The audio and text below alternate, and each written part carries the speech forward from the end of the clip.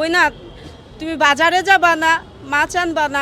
ও খুব মাছ খেতে পছন্দ করতো। বইনা মাছ আনবা না, তুমি বাজারে যাও। আজ 27-28 দিন আমাকে কেউ বলে না বইনা তুমি মাছ আনবা না, আমি মাছ ভাত খামু। আজ 27 দিন ধরে আমার কেউ কয় না। একমাত্র ভাই ছিল, কোনো বোনের কাঁধে ইতিহাসের পাতায় কখনো ভাইয়ের লাশ কাঁধে উঠে নাই। আমাদের কোনো অনুদান বা কোনো সাহায্য দরকার নেই, শুধু শহীদের মর্যাদাটা আমার ভাই পায়। আমার ভাইজান দেশের জন্য জান দিছে, এটার জানি মর্যাদাটা আমরা পাই। আমার মা আজকেও রাত্রে সকালে দিনে সব সময় বলে আমার রাব্বি আসবে। দুপুরবেলা বৃষ্টি হয়েছে দেখে আমার মা ছাতা নিয়ে বের হয়েছে যে আমার রাব্বি তো বৃষ্টিতে ভিজলে জ্বর আসবে। এরকম হাজারো শহীদের মার আকুল বেদনা, তাদের দুঃখ কষ্ট মনে হয় নিমিষ হবে না, কিন্তু আমরা তাও সরকারের কাছে আমাদের মত বিনিময় প্রকাশ করার আশাবাদী জানাচ্ছি। আমরা আশা করি সে আমাদের কষ্ট ঘোচানোর জন্য তার মত বিনিময় প্রকাশ করার সুযোগ প্রদান করে দিবে। যোগাযোগ করার চেষ্টা করেনি বা করছে, কিন্তু আমাদের বৈষম্যবিরোধী ভাইরা আমাদের সবসময় যোগাযোগ করেছে আমাদের সাথে, কিন্তু সরকার থেকে আমাদের সাথে কেউ এখনো কোনো যোগাযোগ করেনি এবং আমাদের কাছে কেউ জানতেও আসে নাই। আমার রাব্বি যে মারা গেছে, ও আমার যেন একমাত্র ভাই আমাদের কাছে নাই। আজ পর্যন্ত সরকার থেকে বা কোনো কর্মকর্তাই আমাদের কাছে আসেনি দেখার জন্য। আমার মা টিউশনি করে আরবি পড়ায়, আমার আম্মু টিউশনি করে আমার ছোট ভাইটাকে পড়ালেখা করাইতো। পলিটেকনিক্যালে আমার ছোট ভাই সৈরাতপুর পলিটেকনিক্যালে পড়ে। শুরুর থেকে আমার ভাই বৈষম্য বিরোধী আন্দোলনে ছিল। 19 তারিখে, জুলাই মাসে 19 তারিখে আমার ভাই রবার্ট বুলেটও খায় বুকে। তখন বলি রাব্বি ভাই তুই যাইস না, কয় বই না খালি তুমি আমাদের চিন্তা করো, আমার মতো তো হাজার ভাই আছে। আবু সাইদ মারা গেছে, মুগ্ধ মারা গেছে, ওদের রক্তের কি দাম নেই, শুধু তোমার ভাইয়ের কথা। আমি কই রাব্বি আমার অন্য কে আছে না আছে আমার দেখা নেই, আমার রাত পোহাইলে তুই বই না কই ডাক দিবি, তুই বই না কয়ে ডাক দিবি, তুই যাইস না। যদি মরতে হয় বই না দেশের জন্য মরবো, একদিন দেখবো আমার নামে তোমাদের চিনবো, হাজার ভাই তোমার পিছিয়ে আসবো। কেউ আসে নাই আজ পর্যন্ত। আমার মা আরবি টিউশন, আমার বাবা ভ্যান গাড়ি চালায়। যে ছোট বোন আর মা বাবা মিলে ওকে মানুষ করছে। আমার ভাই এই প্রথম সেমিস্টার পরীক্ষা দিয়ে দ্বিতীয় সেমিস্টারে উঠছে। সৈরাতপুর 17 তারিখে আন্দোলনে গেছে, পরে আমি ঢাকা নিয়ে আসছি। যাই রাব্বি তোমার থাকা লাগবে না, তুমি আসো। ঢাকা থেকে আসার পর, সৈরাতপুরে আসার পরও আমার ভাই আবার ঢাকায় আন্দোলনে যোগ দিছে। 4 তারিখে আমার ছোট বোন ঘরে লক করে দিছে, লক ভেঙে আমার ভাই বাইর হয়ে গেছে। ও টিউশন দিতে গেছিল, লক বেড়ে বাইর হয়ে গেছে। আমার ভাই যেন মারা গেছে আমরা বলতে পারি না। 2 বোন সারাদিন খুঁজি, মা আর 2 বোন মিলে।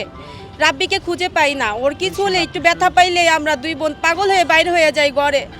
5 তারিখে সকালবেলা আমরা ঢাকা মেডিকেলে আসি রাব্বিকে খোঁজার জন্য। পুরো হসপিটাল খুঁজি, দুনো বিল্ডিং, দুনো বোনে মিলে সবাইকে জিগাই নতুন রুগী কোথায় ভর্তি। আমি মনে করছি আমার রাব্বি কত ওয়ার্ডে অজ্ঞান হয়ে পড়ে রয়েছে, এমন অবস্থা আমাদের ফোন দেওয়ারই নাই ওর। কিন্তু এক ওয়ার্ড বয় বলে আপু আপনি ঢাকা মর্গে যেয়ে দেখেন। আমি মর্গের ওয়ার্ড বয়ের কাছে যে আমার ভাইয়ের ছবি দেখাইছি, দেখানোর পরে উনি বলে এভাবে তো আমি চিনতে পারবো না আপনাদের, আমি কিছু ছবি দেখাই। অনেকগুলো ছবি দেখানোর পরে দেখি আমার রাব্বি না। আমার অনেক আনন্দ লাগছে, আমার ভাই এই জায়গায় নাই। অন্য অনেক শহীদ ভাইদের জন্য দুঃখ লাগছে, কিন্তু অনেকগুলো ছবির মাঝে অনেক ছোট করে দেখা গেছে আমার রাব্বির মতন। ভালো করে বোঝা যায় না, তাও আমি এক নজর দেখে বলতে পারছি এটা আমার রাব্বি। সাথে সাথে আমি পড়ে গেছি অজ্ঞান হয়ে। 1 থেকে 1.5 ঘন্টা পর আমার জ্ঞান আসে। পরে আমার ভাইরে চাই, আমারে বলে আপনার ধানমন্ডি জিগাতলা যান। ধানমন্ডি জিগাতলা গেলে পুলিশ কেস আনলে আপনার ভাইকে দেবো, নাহলে আপনার ভাইরে আমি দেওয়া সম্ভব না। আমার 2 মামা এই জিগাতলা ধানমন্ডি গেছে, যা দেখে ওই জায়গায় পুলিশ নেই। থানার অবস্থা এতটা ভালো না যে কেউ আসে কেস করবো, আমরা কেস ফাইল করবো। আমার মামার আবার রিটার্ন আসছে, আসার পরে ওনাদের বললাম এভাবে আমি তো কেস করতে পারতেছি না, আমরা তাহলে আপনারা লাশ দেবো না। আমরা 2 বোন এত কান্না করছি ওই জায়গায়, তারপরে কেউ আমার ভাইকে দেয় না। তারপর ঢাকা ভার্সিটির ভাইয়ার আমার ভাইকে বের করে দেয়। তখন ওকে নিয়ে আমরা 2 বোন কাঁদে নিয়ে দৌড় মারি, জানি আমাদের থেকে কেড়ে না নিতে পারে। আমাদের সামান্য একটা ডেথ সার্টিফিকেট ওরা দেয় নাইকা। একমাত্র ভাই ছিল, কোনো বোনের কাঁধে ইতিহাসের পাতায় কখনো ভাইয়ের লাশ কাঁধে উঠে নাই। আমি যদি আমার বিয়ে হয়ে গেছে, আমার হাজবেন্ড শ্বশুরবাড়ি থেকে আসলে বলতো বই না তুমি বাজারে যাবা না, মাছ আনবা না, ও খুব মাছ খেতে পছন্দ করতো। বোনা মাছ আনবা না, তুমি বাজারে যাও। আজ 27-28 দিন আমাকে কেউ বলে না বোনা তুমি মাছ আনবা না, আমি মাছ ভাত খামো। আজ 27 দিন ধরে আমার কেউ কয় না বোনা মাছ আনো, আমি মাছ ছাড়া ভাত খাইতে পারি না। কেউ তো আমার মার দুঃখ কষ্ট বোঝার জন্য আসে নাই আমাদের কাছে। আমাদেরকে আপনাদের কাছে একটাই আবেদন, আমার ভাইয়ের শহীদের জানি মর্যাদাটা পায়। আমাদের কোনো অনুদান বা কোনো সাহায্য দরকার নেই, শুধু শহীদের মর্যাদাটা আমার বাইরে পায়। আমার বাইরের দেশের জন্য জান দিছে, এটার জানি মর্যাদাটা আমরা পাই।